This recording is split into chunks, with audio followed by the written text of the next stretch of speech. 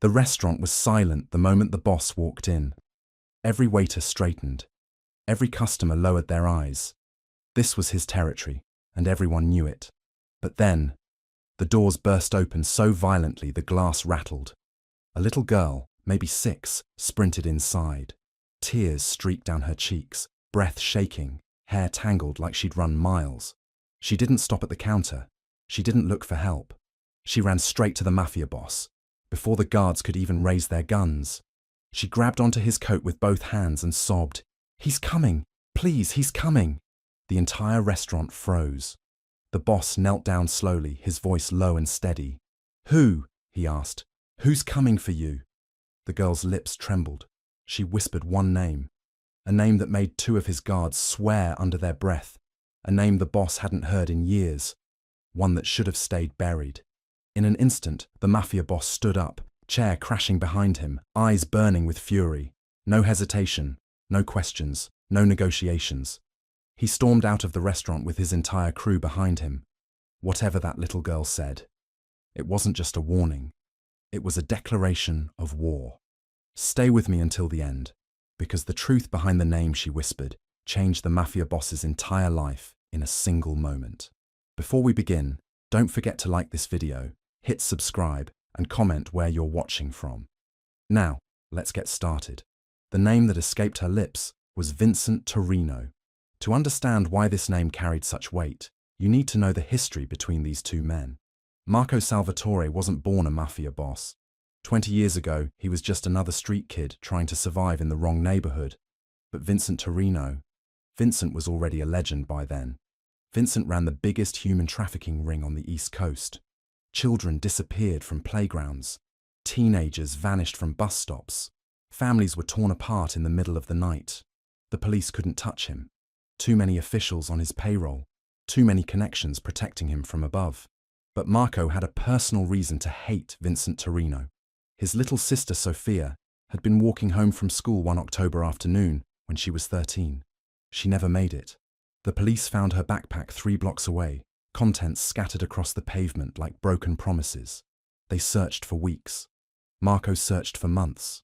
Vincent Torino's name kept surfacing in whispered conversations, in rumors that died before they could grow into evidence. But Marco knew. Deep in his bones, he knew who had taken Sophia. That knowledge transformed him from a desperate brother into something else entirely. Something dangerous. Marco spent 5 years building his own network. Not for money or territory or respect. He built it for one purpose: to find Vincent Torino and make him pay. Every connection he made, every favor he earned, every dollar he collected, was a step closer to the man who had destroyed his family. When Marco finally found Vincent's operation, it wasn't what he expected. The trafficking ring was bigger than anyone had imagined. Hundreds of children, moved like cargo across state lines. Safe houses disguised as legitimate businesses. A network that stretched from New York to Miami. Marco didn't go to the police. He couldn't trust them.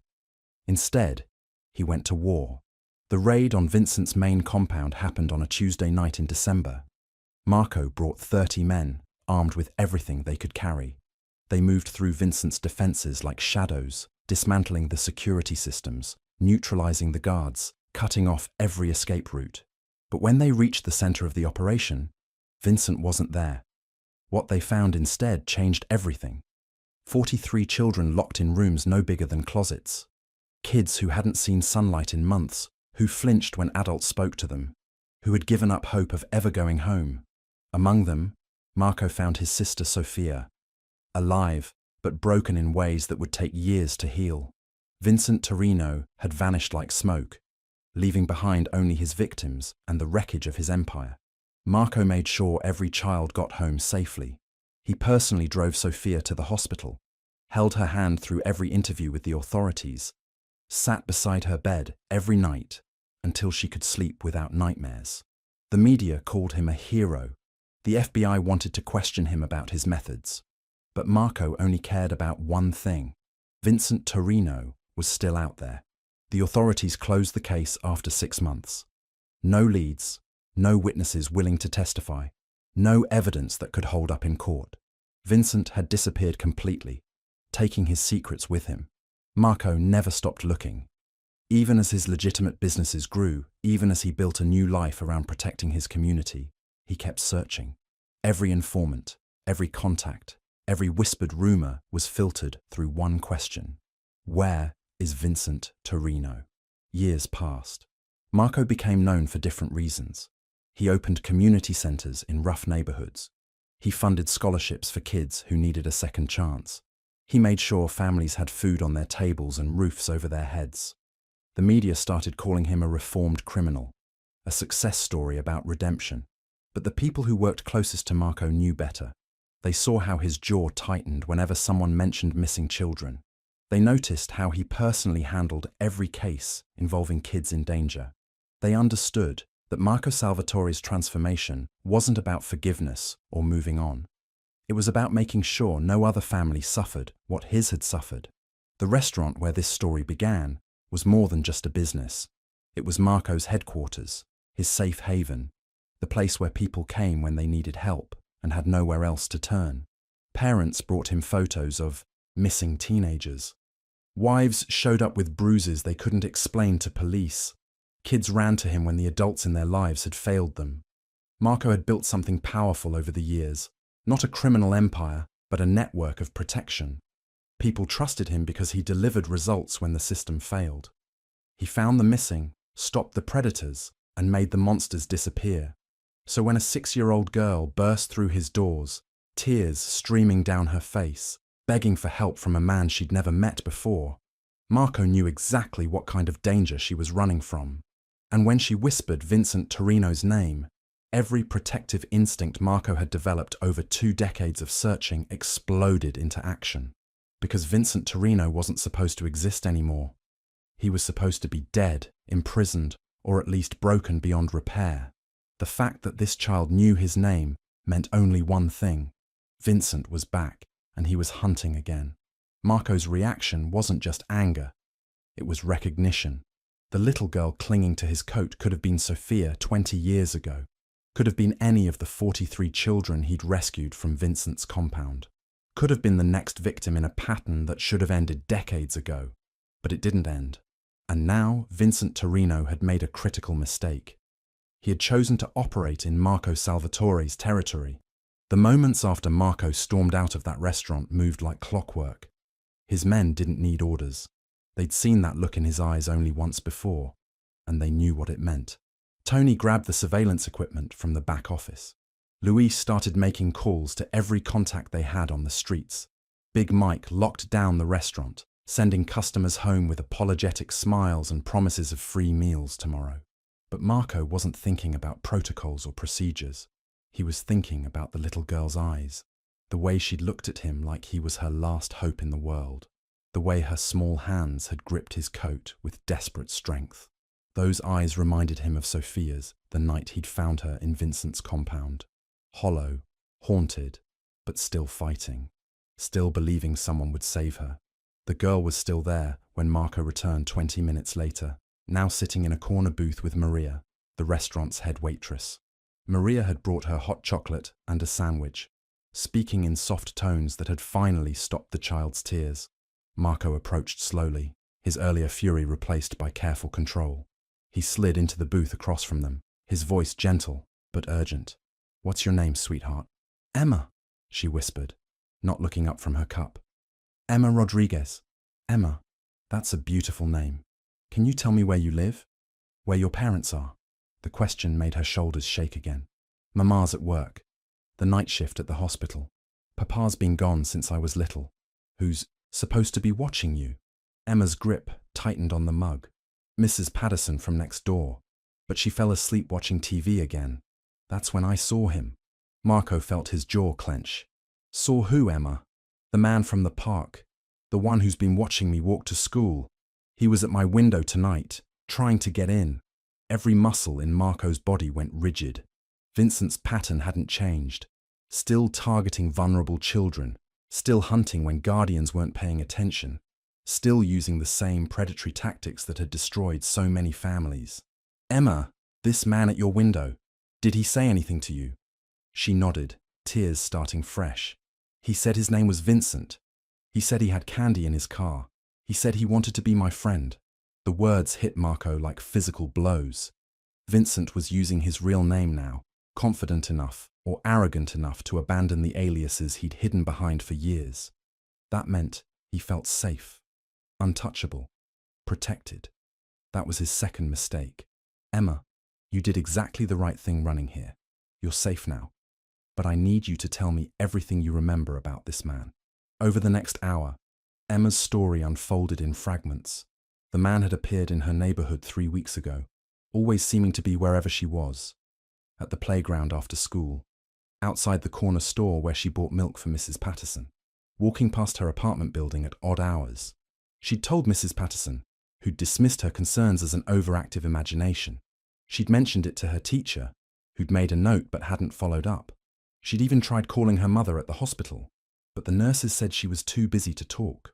Emma had been alone with her fear, watching a predator circle closer each day, until tonight when Vincent finally made his move. Why did you come here, Emma? Why my restaurant? Emma looked up at him for the first time since she'd started talking. My friend Carlos at school, his big brother works for you. He said you help kids when nobody else will. He said you make the bad men go away.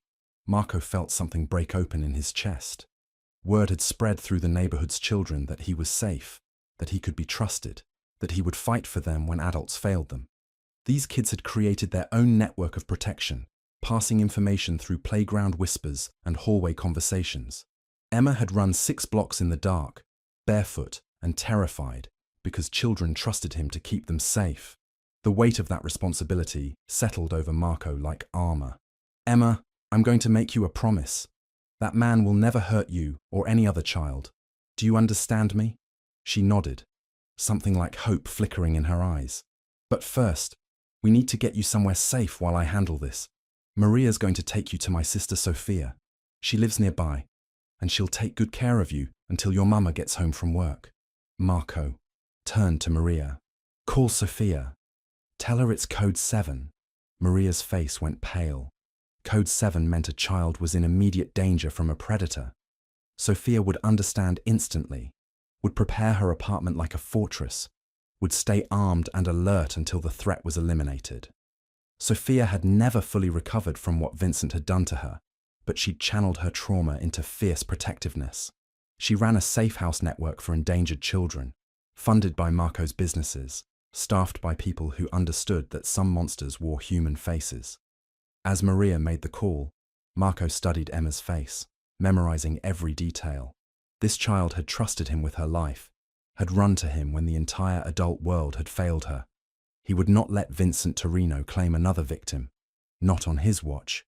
Not ever again. Tony, Marco called out. His lieutenant appeared instantly. I want every camera in a 6-block radius around Emma's neighborhood checked.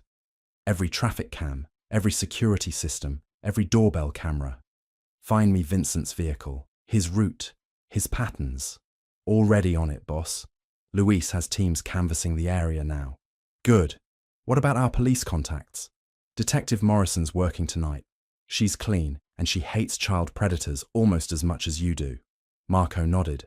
Detective Morrison had worked with them before on cases involving missing kids.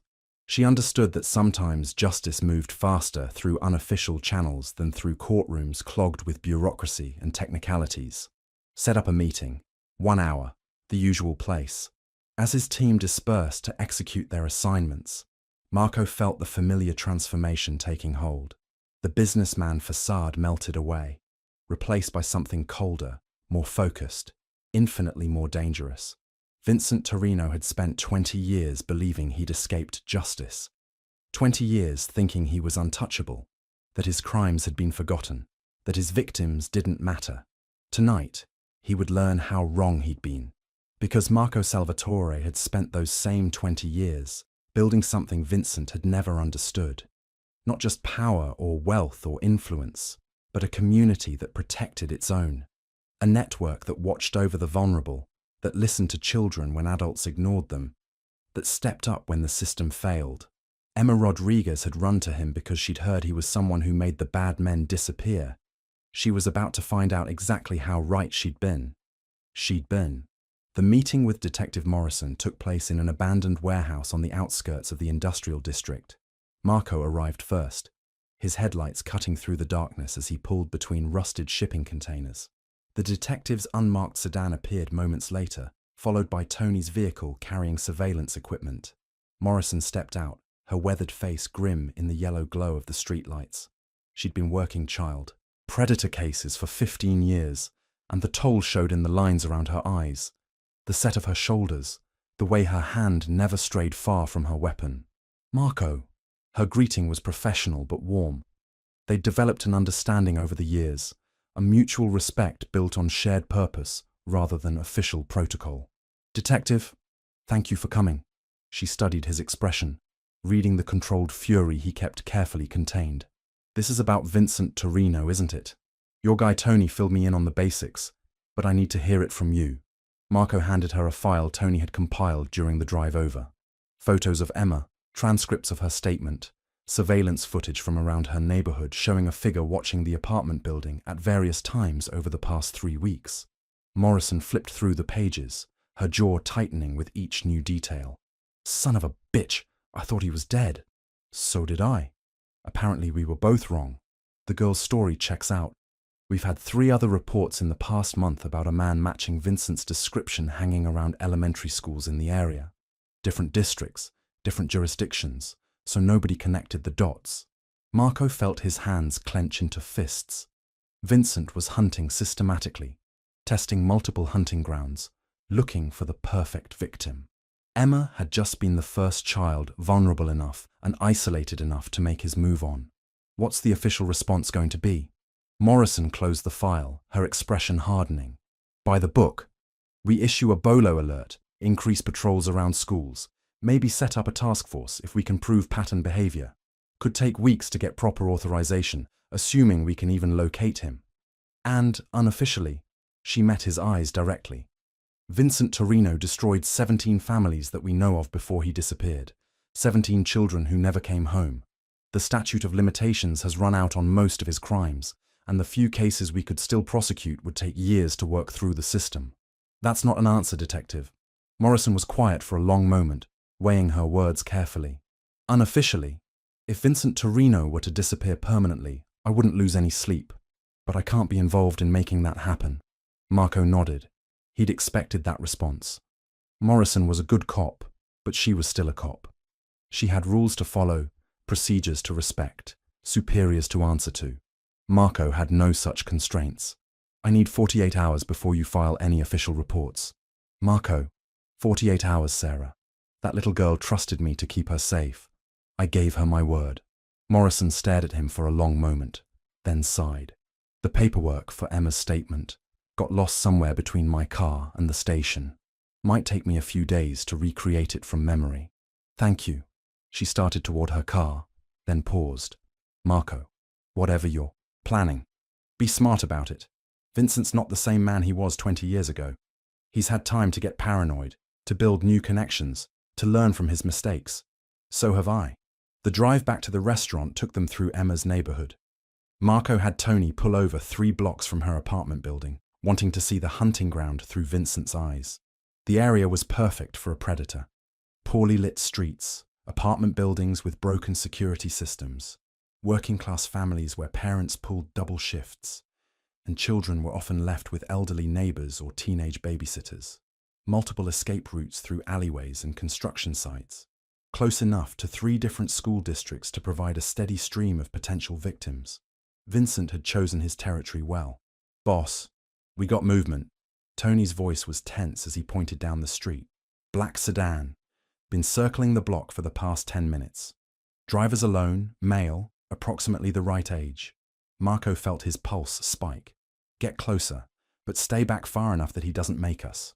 They followed the sedan through a maze of residential streets, watching as it slowed near playgrounds and bus stops as the driver studied apartment complexes and noted which units had lights on late at night.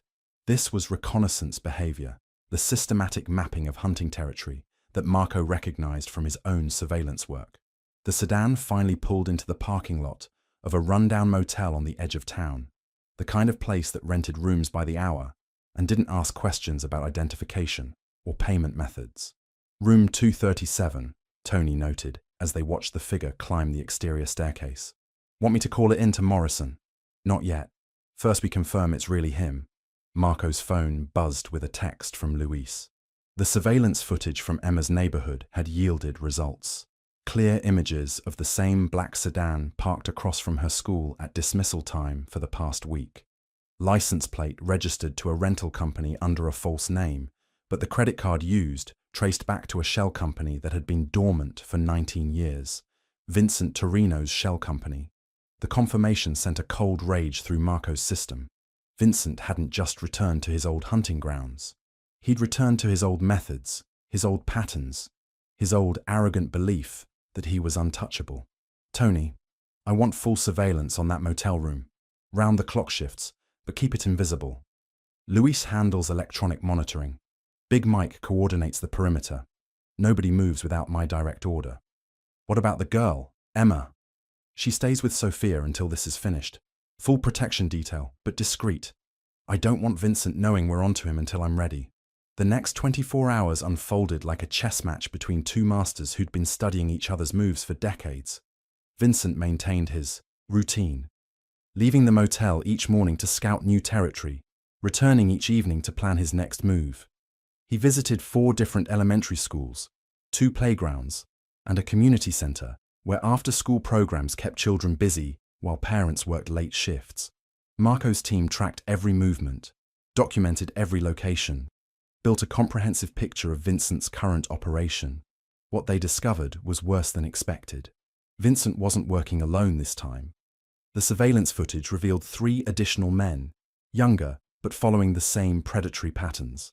They worked in coordination, one man scouting, while another provided lookout duties, the third maintaining communications and transportation.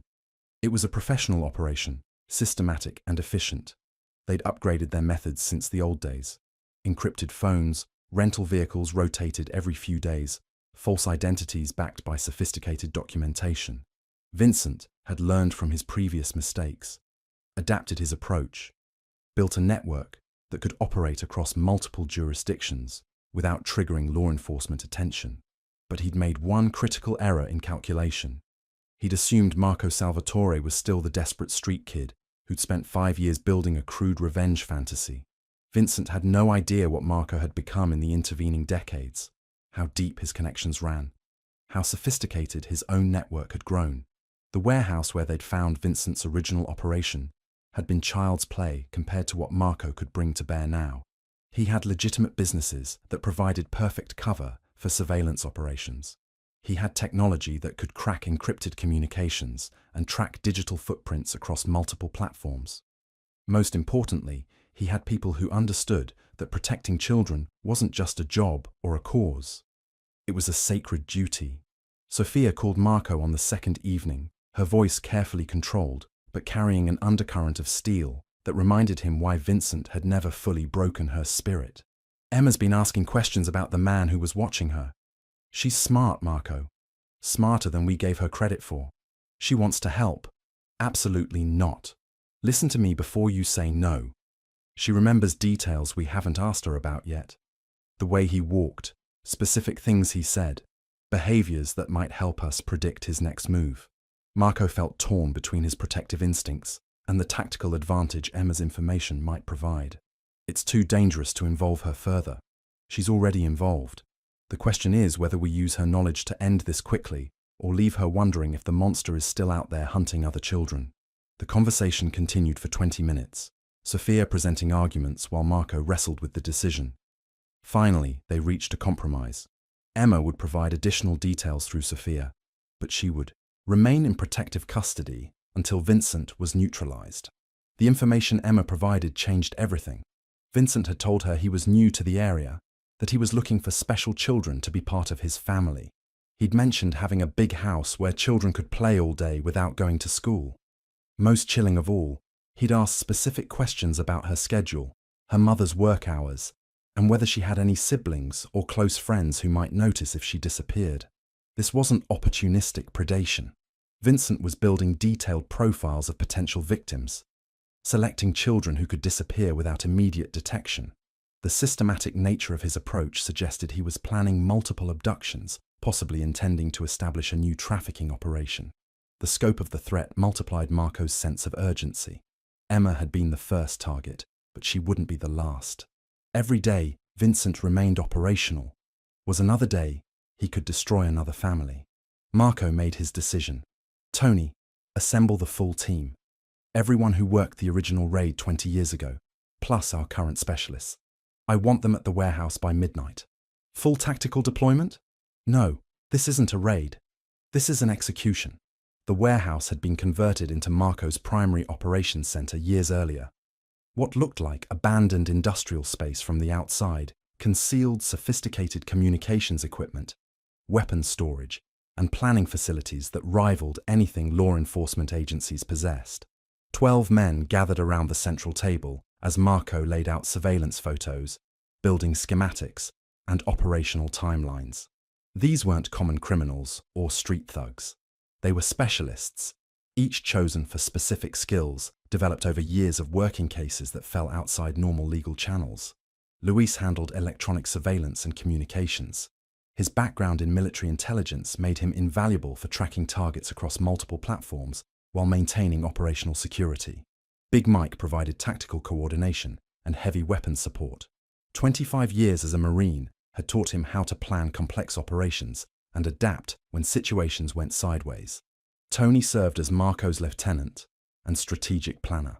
His combination of street smarts and business acumen made him perfect for coordinating between Marco's legitimate operations and his shadow activities. The other 9 men represented specialties ranging from long-range surveillance to forensic cleanup, from computer intrusion to psychological operations. Each had personal reasons for joining Marco's crusade against predators, and each had proven their reliability through years of successful operations. Gentlemen, Vincent Torino is back in business. Current intelligence suggests he's planning multiple abductions within the next week. We have one chance to end this permanently. Marco activated a wall-mounted display showing real-time surveillance footage from the motel. Vincent's room was dark, but thermal imaging showed 4 heat signatures inside, confirming the presence of his entire team. The target has upgraded his operation since we last encountered him. Professional equipment, sophisticated planning, multiple escape routes prepared. We cannot afford to underestimate him or allow any member of his team to escape. The plan Marco outlined was elegant in its simplicity and devastating in its thoroughness. Vincent's team would be eliminated simultaneously at multiple locations, preventing any possibility of warning or escape. Their vehicles, equipment, and documentation would be secured for analysis. Their communications would be monitored and recorded to identify any additional network connections.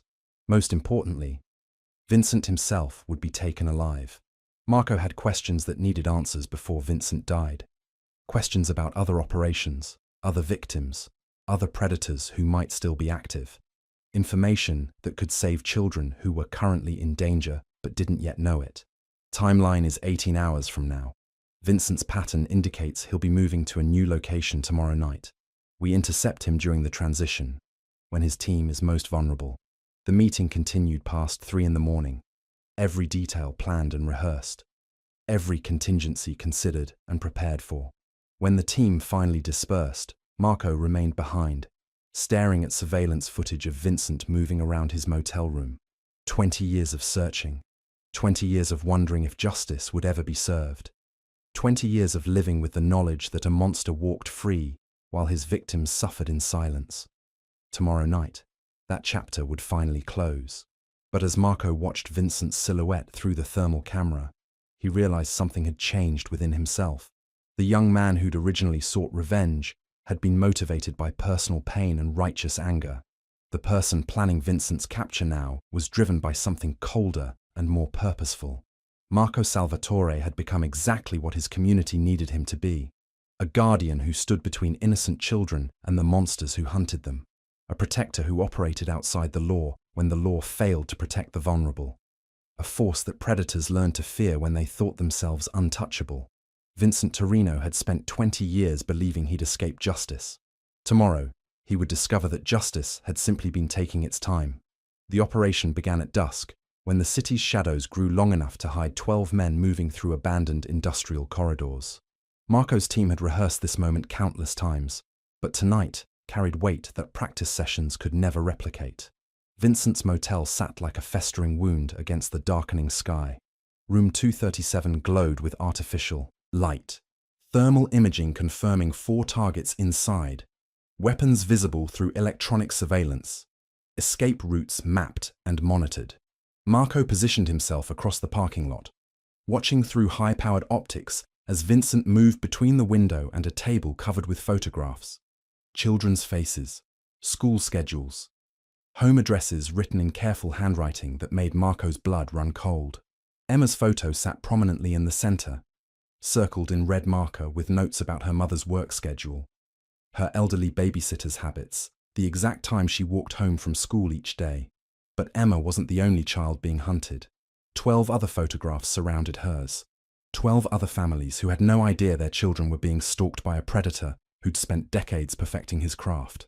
Kids who played in parks where Vincent had tested security cameras, who attended schools where his associates had posed as maintenance workers, who lived in apartments where fake utility inspectors had mapped interior layouts. The scope of Vincent's current operation dwarfed anything he'd attempted 20 years earlier. This wasn't opportunistic hunting. This was industrial-scale predation, planned with corporate efficiency and executed with military precision. Marco keyed his radio, voice steady despite the fury building in his chest.